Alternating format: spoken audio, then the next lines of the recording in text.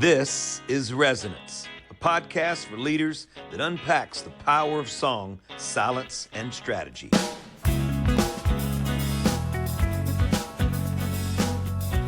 We believe that great leadership begins with deep listening, not just to others, but to the still small voice within. It's not just about being a successful leader, it's about being soulfully aligned as well. In a world moving fast, Resonance invites you to pause and reconnect with purpose, people, and possibility. We'll dive into some cool stories, celebrate with friends, and dig deep into the music too. Cause song has a way of saying what words cannot alone. So whether you're leading a business, a team, or just trying to lead your own life with more meaning, this is Resonance. Resonance. Resonance. Welcome back to Resonance. I'm Mike Ferrell with Steve Azar and Randy Harrington. And today we're going to talk a little music. And so, Randy, I'm going to kick it over to you and you can kind of get us started. Well, certainly Steve Azar has been an important part of my musical life for a good long while. And I think that what attracted me to his music was, first of all, I couldn't categorize it. I didn't know if it was pop or country or folk or Americana or blues. It seemed to take all of those things and fold them together. And lyrically, I think he's one of the most interesting artists out there today. And it's because of the way he makes you feel when you hear a song. It's a feeling that comes up and then you need to hear it again and it works out. And so that's why, and one of the other things I'll say, I'm talking about Steve for just a minute. He tends to write music about place.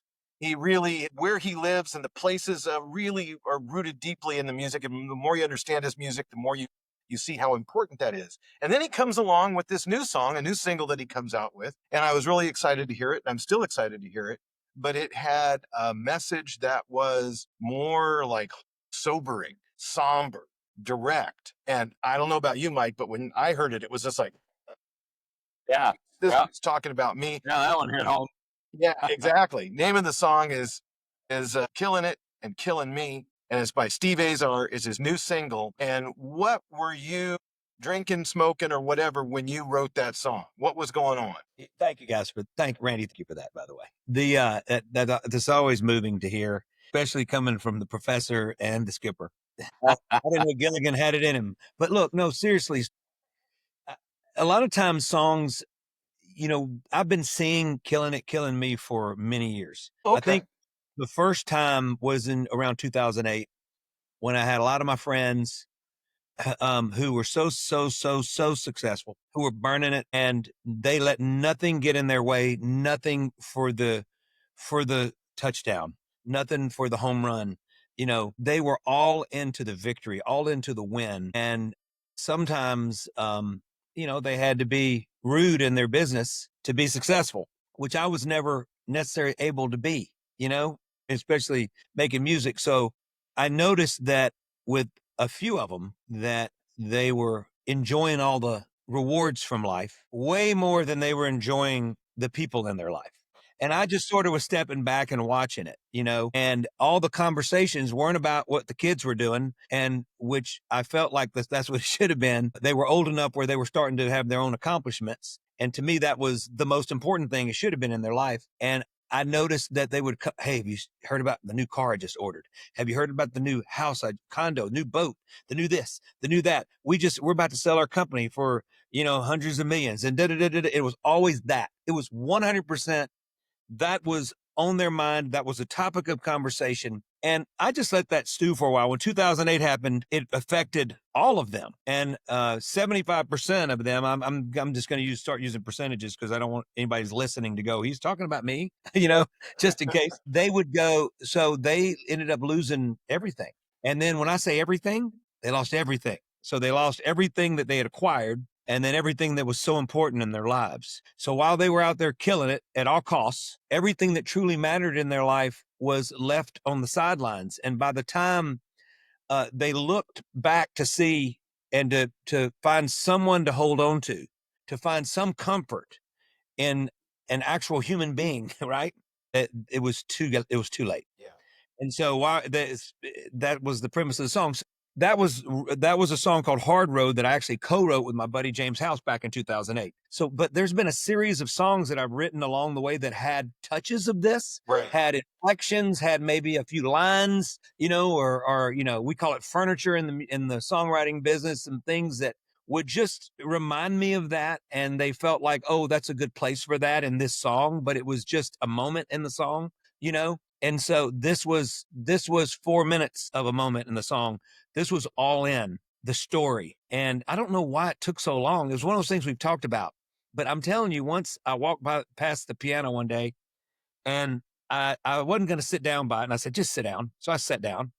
I just went there, and then Killin It, Killin Me came out immediately. But like I said, it was one of those things where I had to force myself to sit down.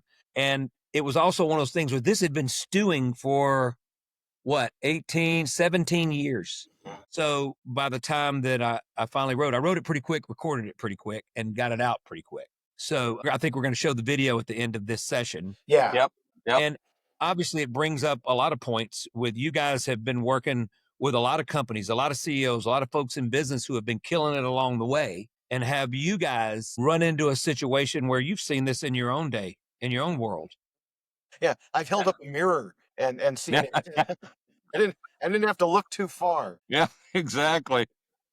Yeah, I look back, and even prior to 2006, I look back to those early days, kind of as I started gaining momentum and building my business and all those kinds of things. And you're chasing the money. You're constantly chasing success. You're chasing all of those things that I think you hold valuable.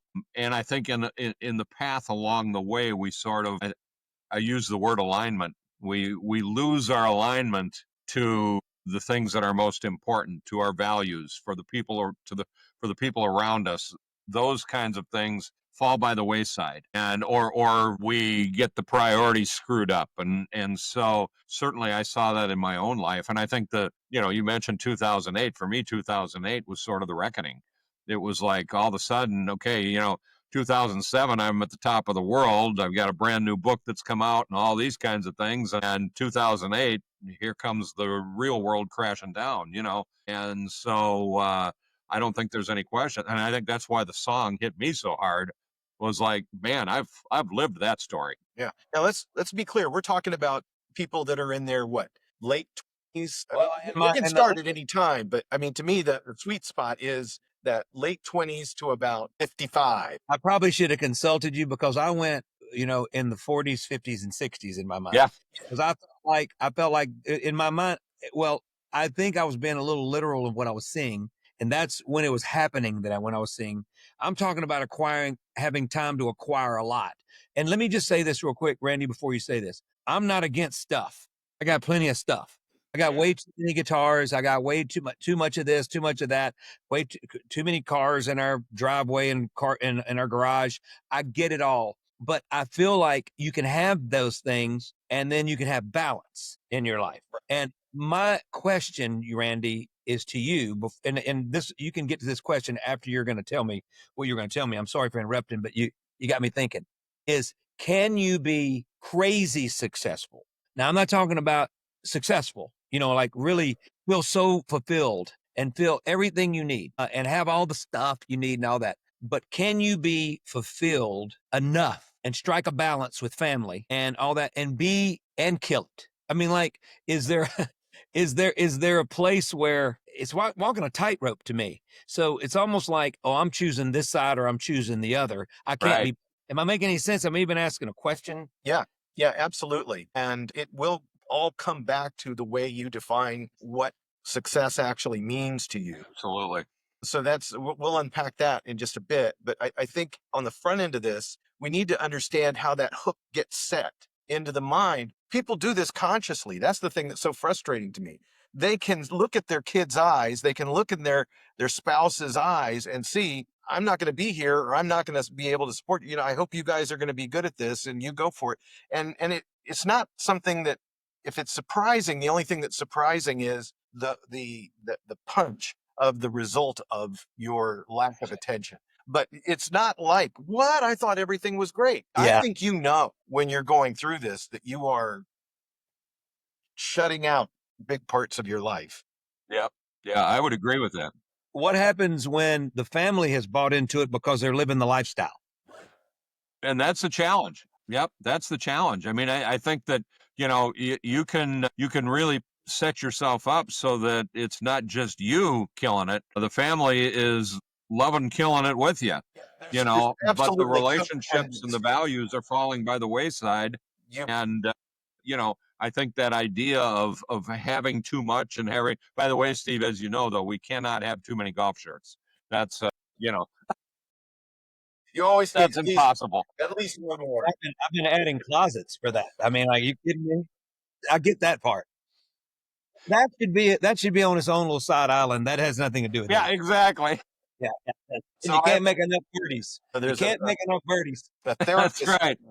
therapist friend said that in all of his practice, he has never once found a starving agoraphobic. And what he means by that is an agoraphobic is a person who doesn't like to go out with, doesn't want to be with people. Thank you, because every show y'all do a word that I don't have. I got to get the dictionary. And a lot of people have this condition, right? They don't want to go out in public. They want to shut themselves in. They don't like and it's a really scary thing because it gets worse and worse and worse over time. And so what this guy says, he says, I've never met a starving one. And what he's telling us there is that this person isn't going out of their house, but that means somebody is bringing them food. Somebody is enabling that individual to hold up into their house and not go out or do anything, right? And so he was making the point that all of us are in these codependent relationships. And you can look at anybody who's a little bit struggling at whatever level, and there's just no doubt that that person's going to have a whole pit crew supporting them in whether it's their addiction or their their attention to detail or whatever it is. There's going to be people that are out pushing them. My dad was a type A stress machine, just an intensive stress machine.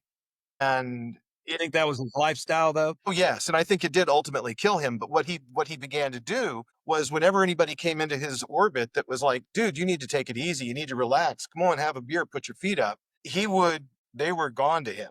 He liked the people that were just as screwed up, frankly, as he was. And so you get into these echo chambers where that's the way it becomes. And gym rats are like that. The people that work out all the time. I mean, you can obsess on anything. And when you do that, you create a little subculture of people and businesses and products that support you doing that. Well, your dad lived a pretty intense life doing what he did. He did have an intense life. I mean, And he just to flew remind rescue everybody, helicopters, for God's sake.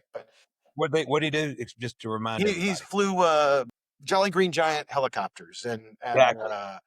Yeah. and retired out of a program called the Pavlo system, which was the Sikorsky H-53s that were made stealth. And so they were for infiltrating or dropping SWAT teams or SEAL teams or whatever it is. But he had to be crazy laser focused. There is no, it couldn't be me. That's for sure. Right. Me either. Yeah.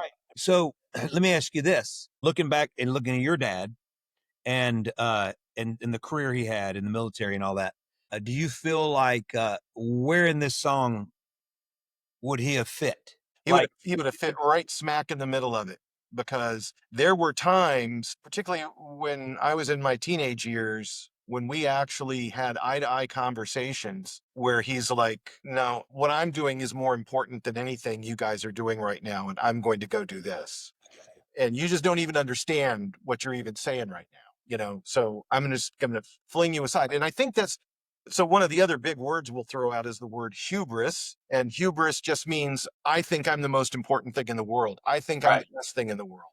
And so when people get into this shape, they start believing their own press. Look at my Rolex. Look at my this. Look at my Porsche. Look at my Audi. Look at all these things that are reinforcing to me how amazing I really am. And if you don't see that, then you're screwed up, because you obviously don't share the same values I do. And so you start thinking that. So when other people challenge you, you flick them away, right? And it's The first line of the song, Gwen, my wife Gwen, for folks that don't know Gwen, but you guys do. would go, what is the word? What are you using? What is that word? And it came out. It was the most natural thing to me because that set the stage and it was worked as callous as I could. So to me, I mean, I developed these like leather, and leather was my heart and soul. It was everything to do with that. And that literally opened up the entire dialogue of the song. It made the pen fly.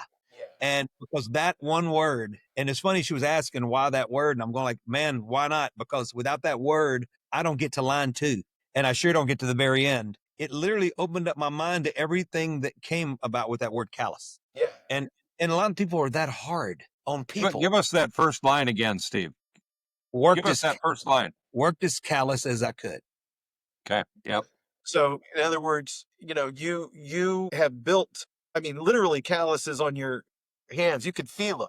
And when you shake somebody's hand, you can tell if there's calluses there. Yeah. And so this is the way your body protects you from that work. To me, I was thinking about how hard you had become. Exactly. Yeah, absolutely. Without lacking any sort of compassion for anything. Nothing was getting in the way, not your own mom and dad, not your own wife, not your kid. You get in my way. I mean, I'm telling you that callous, right? That's Yep. what you're saying. All you could see was, I'm doing this for everybody. Well, you're doing it for yourself. When you forget everybody else, you are doing it for yourself. And when you think that people are acquiring all this stuff in your family and your life, and look, everybody's got this in the best schools, they're in the best this, they're getting the best music lessons, they have the best sporting equipment, they've got the best. Well, at some point, that's awesome, and you probably have opportunity because of that. But the callous that I'm talking about was eventually going to be the death of it all. And so worked as callous as I could. When the world came knocking, I was that good. Took what I wanted like it was for free. While I was killing it, it was killing me. I mean, that sort of set the stages. And then I go into detail. Yeah, well, the phrase I would use there is that, and you see these people, success zombies, where they're just kind of in this glaze of, oh, I need more, I need this, I need that. And you look at it and go, wow. And I think we've all been there for sure. And I think, I don't know what clicks where you start going, and it's a terrible thing when you see these people that you've admired over the years, probably. And then all of a sudden you look at them with a slightly different light and you feel sad for them and you feel heartbroken for them. The illusion dissipates and all of a sudden you see this weak little man who's just clutching, the stuff at the expense of everything that's truly valuable in life. And here we come with a little monk principle. So I mentioned in one of the earlier podcasts the idea of the gyrovag, and these are the monks that always were looking for the grass greener on the other side of the hill. Well, another type of monk that Benedict talks about are the Cerebites, and the Cerebites would be along this line. They want everything, and they don't really care for authority, for any of the things that they want to that would fit within the Benedictine principles. They want to just acquire everything. They want it all, And I think we see that, you can certainly see that in today's business world, and not only in our business world, but in the world in general with leaders, because we've got a situation right now where we've got so many of these leaders that are focused on, and I look at it from a standpoint, are you focused on short term or are you focused on long term? And the idea of killing it, killing me means I'm focused on short term. I'm going to do everything I can possibly do to acquire everything I possibly can at the expense of whatever it takes. But I'm not looking at the long game. I'm not looking at this idea that says, what happens 20 years from now? But in essence, though, Mike, aren't they thinking about, well, I can retire in 25 years if I do that? That's their end. Is that the end game? And I don't think they are. Okay. Yeah, I don't think they are. I think they are so focused on getting what they want now. I don't think they ever think about it. I mean, I know a lot of executives that I've worked with over the years, and they don't even entertain the idea of retirement because they're going to keep going. They think they're invincible. They're going to continue to acquire, and they're going to continue to succeed, and they're going to continue to drive. And the other piece of that is, in that process, they lose connection with their people.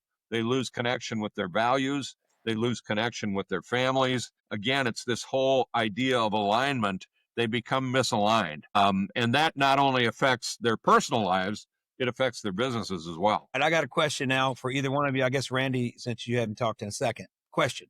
You've represented some Fortune 500 companies, right? You've consulted them, not represented. Okay. So when you're dealing with the stock market and you're dealing with people staring at that, and you got investors from all over the world, and you're not just some big startup business. Now you're responsible for a lot, and the pressure gets to there. How do you not try to kill it without killing yourself? I mean, how do you find balance when it's that important and you've got a board of directors and all this other stuff all of a sudden?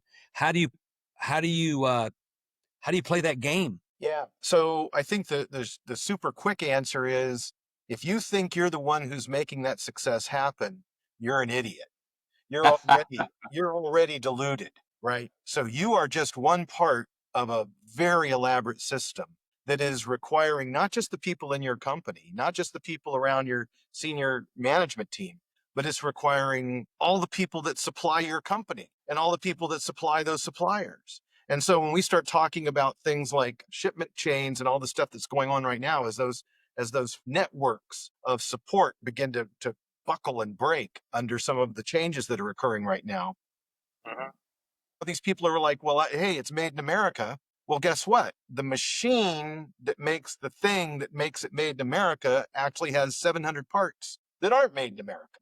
And so, I mean, if you think that you're the person doing it, then that's the first place that you are so deluded that you need to be removed from the Have you position. seen callous CEOs? Oh, yes. Absolutely. Yeah. Okay. Yes. And it is And I sad. think part of the challenge with these callous CEOs is they think they're irreplaceable. Right. They think that because of the success that they've generated, That, because of the way that they've positioned themselves, they think they're irreplaceable. They don't think that there's any chance that anybody else could do this, and so they'll have to wheel me they're out. invincible. Yeah. Yeah. And I bet they have. I bet when they get to that point, they probably start to lose true communicative skills that are important. That they need to be able to have real discussions where they're not the almighty end and the almighty answer. And that's interesting to me. I was going to say something else, but you had me So thinking. one of the other things that's going on as this happens, we're talking about the fact that when you have some sort of delusion or disability like this, there are people supporting you through it. And one of the things that I see going on is, there's a phrase from a philosopher named Kenneth Burke, and he said that humans are often rotten with perfection. And what he meant by that was that if I ask you to think about an apple in your mind, you've got that apple in your mind, and then I hand you an apple, and you can compare the apple in your mind is perfect. It's red and shiny and glossy, and it's crunchy, and it tastes good. The one in your hand is a little smaller. It's got a little thing over here. It's got a little dent on the other side. And so we want the perfect apple. And that's why we go to the grocery store, and we won't just pick up an apple. We're going to look we want that perfect apple. We want that thing that is right there. And to the point where I guess there's a huge amount of produce that never gets sold because it's got a little bend to it or something that's just a slight deformation. Nothing wrong with it at all, but we are rotten with perfection. If you go into your home and you think, wow, this is the most beautiful home, but then you go to somebody else's home and they've got a water feature out front. Oh, well, by God, now I need to get a water feature out front. How much is that going to cost? And now I've got to have a fountain. With the Johnsons, right? Yeah. And then Yeah. before long, you're building French, Yeah. Look what crazy. I got. Mike, I was going to say earlier when my mind drifted, are they lacking profound hospitality? I love that. I love that we get to bring a monk principle in. Right? Yeah.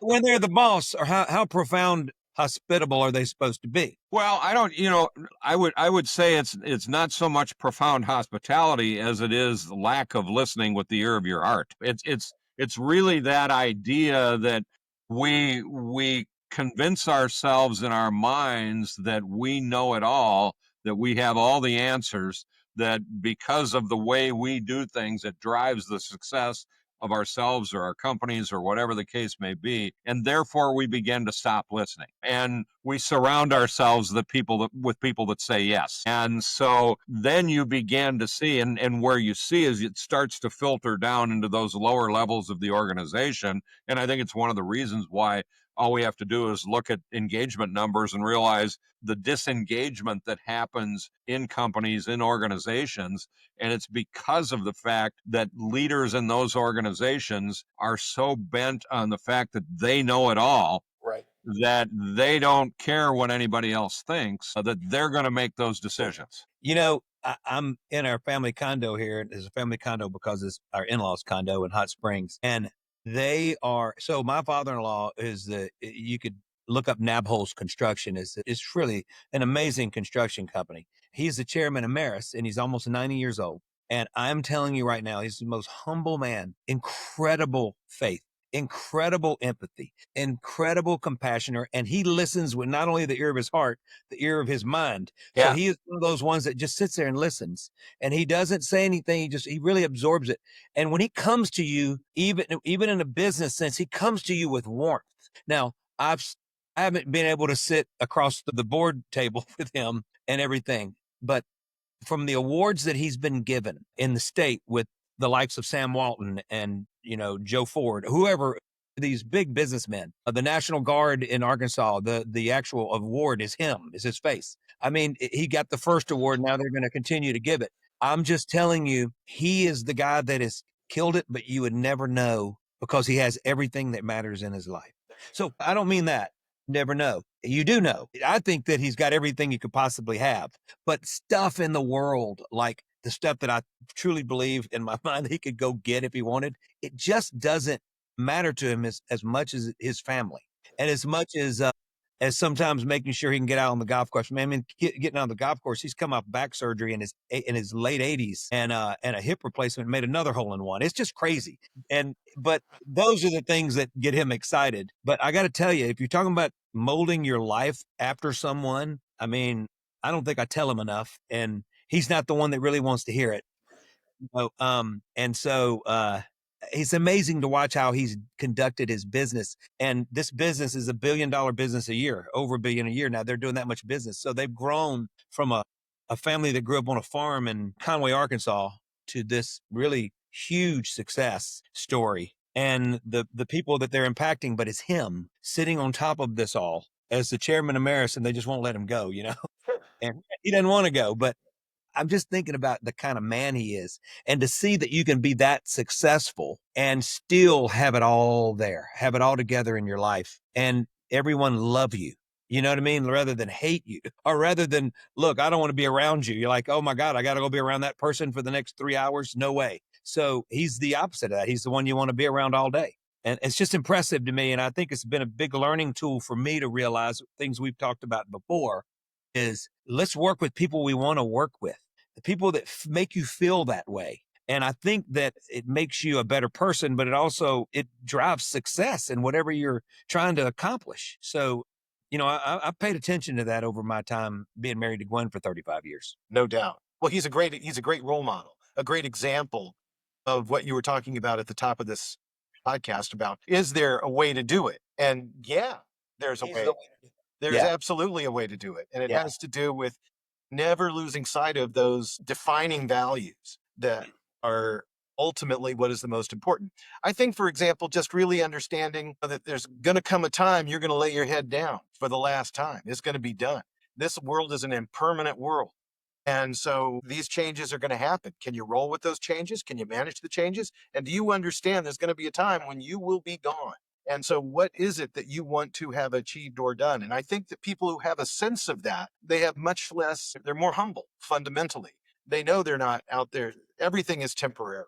It's, you could build an Egyptian pyramid and it's going to just be that in the desert before long. I mean, it's just the way it is. So I think what happens though, is when we get into the cycle of acquisition, and we talked about being rotten with perfection, marketers are constantly putting stuff out there that you need. And I can guarantee, I've never gotten these ads, but I know from other people that if you have a Porsche collection, for example, you're going to get ads, because I saw it on a Microsoft exec's computer. He was looking for automobile elevators for his home so that he could store the Porsches from his Porsche collection in a subterranean basement and then drive one up and have it come up. And I said, I didn't even know such a thing existed. And he goes, yeah, I've got a bid out for one right now. I'm shopping about 6 different companies that I had no idea. I mean, so as you get richer, there The are toys get more Hey, expensive. I'm gonna tell you something. Through our foundation, I have met people that rich, right? And I'm not gonna mention the one donor's name, but he can afford all that and can do it. And he loves to have some cool stuff and all that, but he's still so grounded. I have the best conversations with him, and you can tell he's got so much love in his heart, and he's constantly giving. I mean, he gives, gives, gives, gives. I want to give more. I want to give more. It's amazing, not just to us, to so many worthwhile causes. And so he's killing it, but he's helping along the way and giving so much back along the way. And I feel like he's figured out balance.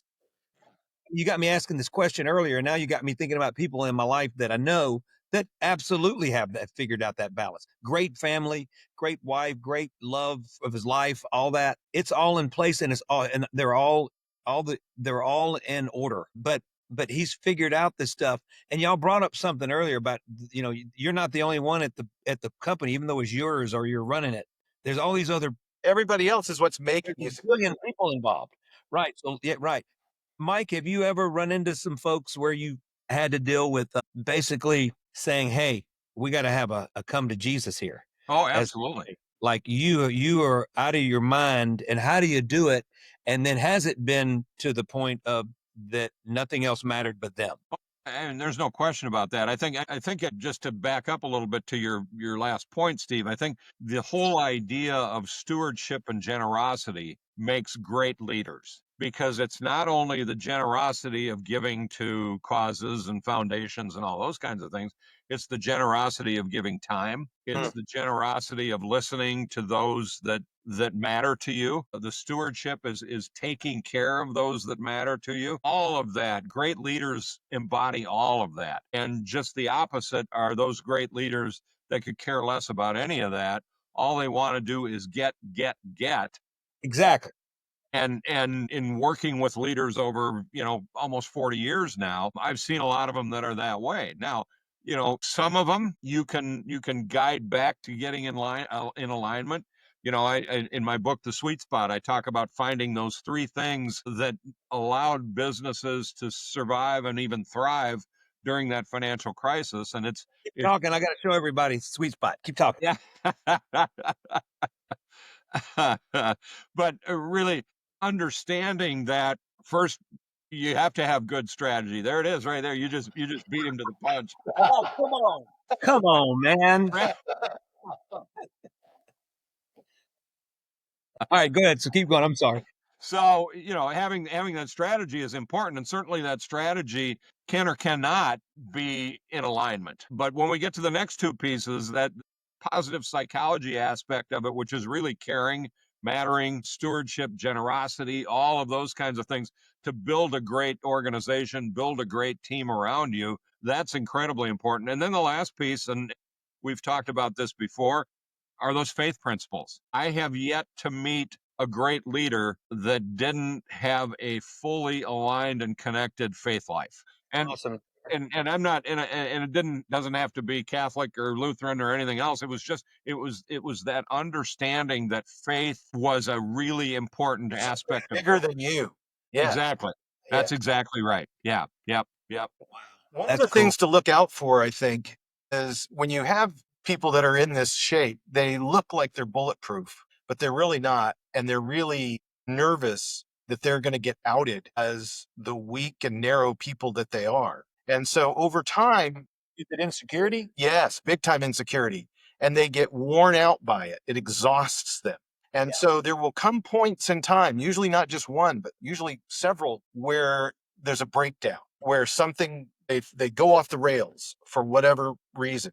And I've been in boardrooms where I've seen that happen, and you'll see the person literally pounding the table. They're yelling, they're upset, they're angry, they're lashing out, and they're just shaking because they're being attacked and they're being called out. They feel like they're being unmasked as being a fraud or whatever, or committing fraud or whatever. Well, yeah, and I think all you got to do is look at a little history there, and look at somebody like Ken Lay and Enron.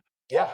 I mean, they're on the outside, generosity, all of that kind of stuff. On the inside, you know, the guy was morally bankrupt.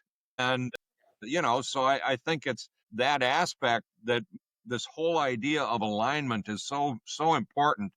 And that's where I think your song has really nailed it, because it really looks at this idea of, just because I'm killing it, it's killing me, and it means I'm not in alignment. Gotcha. Yeah, well, no, that's better. I love it when my songs get on the couch, and then I got to pull it off the couch in a minute.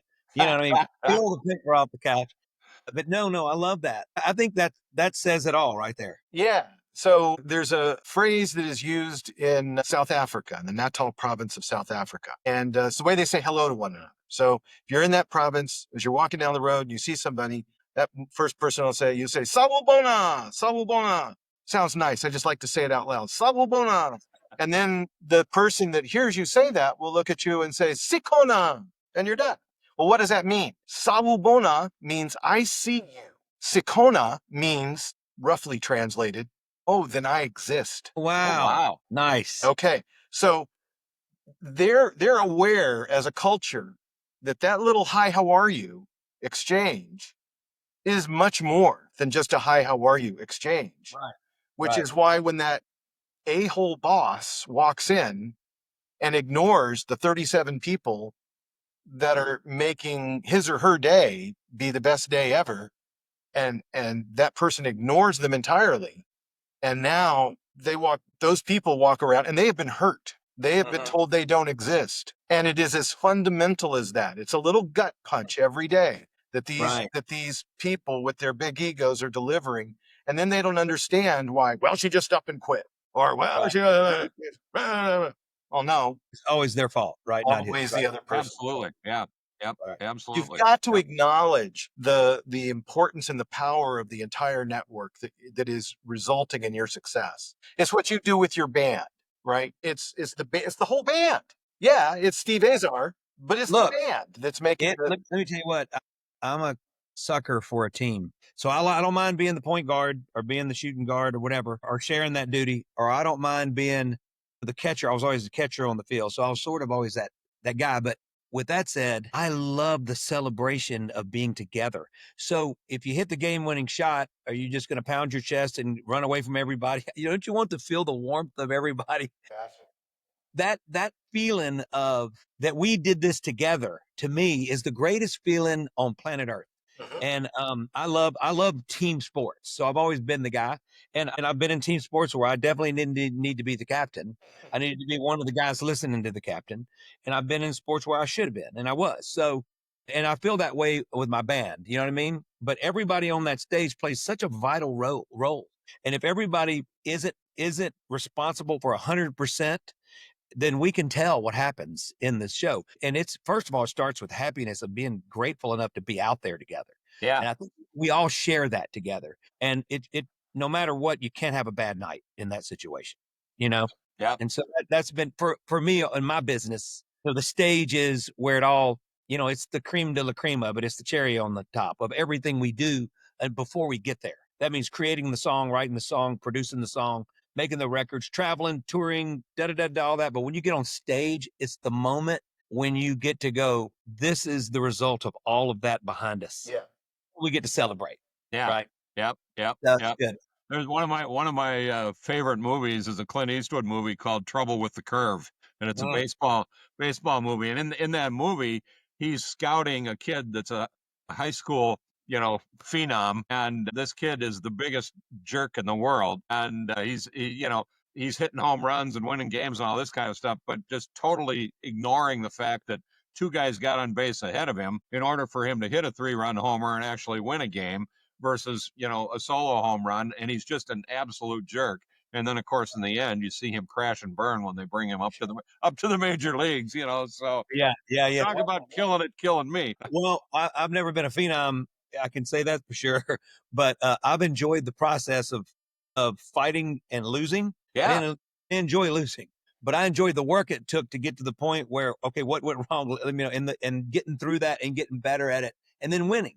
and then losing and then winning. And then, just the art of it all. And then I'll when add one more thing. It's about you. For you, it's about helping others now that are young, just coming up. yeah.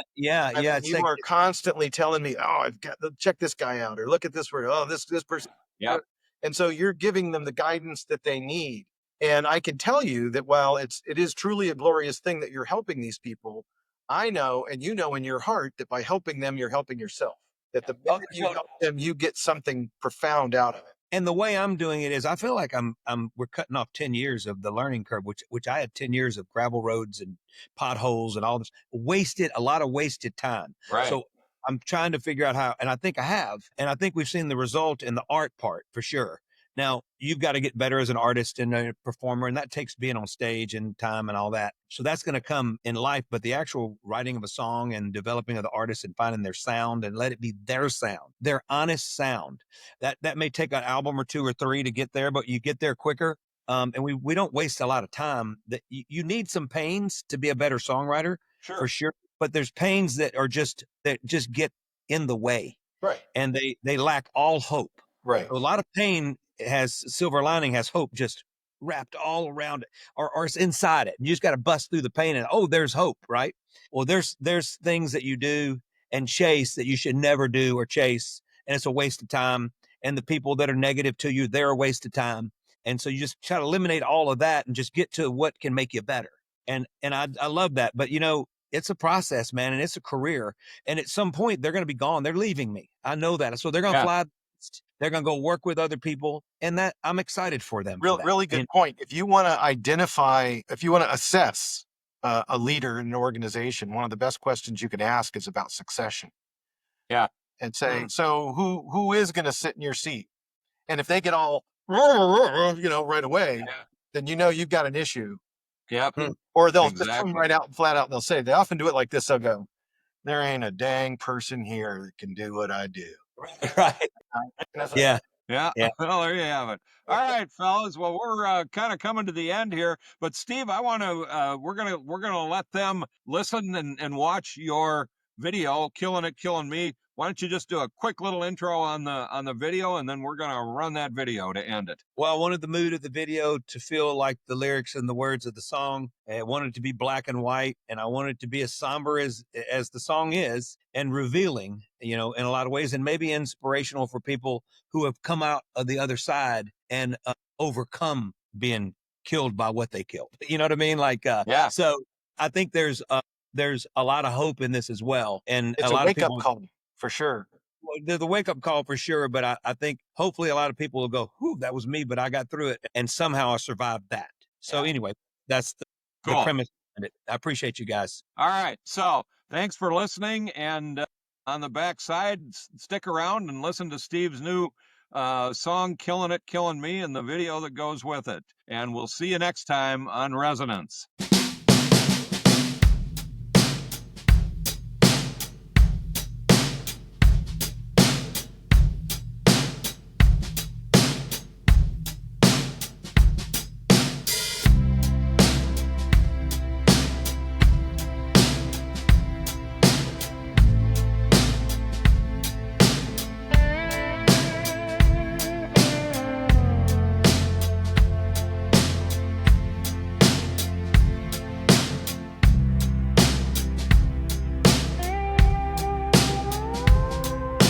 Worked as callous as I could.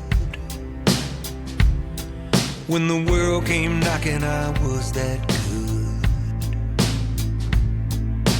Took what I wanted like it was for free.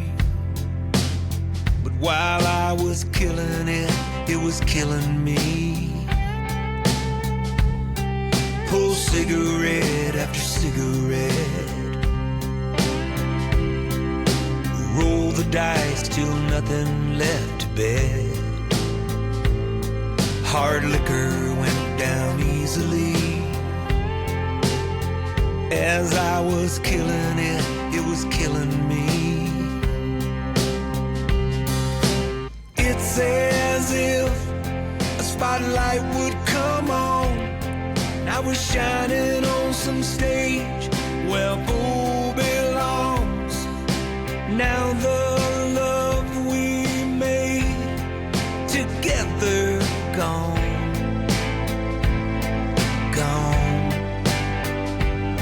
How did having it all one day cost me everything? When I was killing it, it was killing me. Roads I paved and no regret, sins I didn't confess. Well, it ain't no riddle why I'm on my knees. While I was killing it, it was killing me.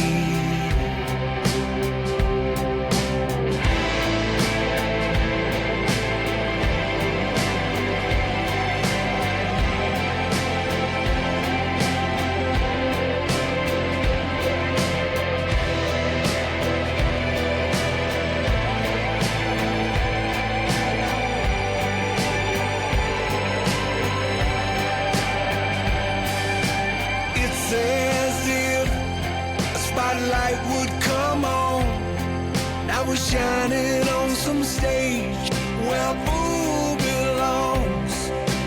Now the life we made together gone, long gone. How did having it all one day cost me everything? When I was killing it, it was killing me. Moral of and so the story goes, there's no one home in this house of gold. Supposed to have been different at 43, at 53, at 63. But while I was killing it, it was killing me.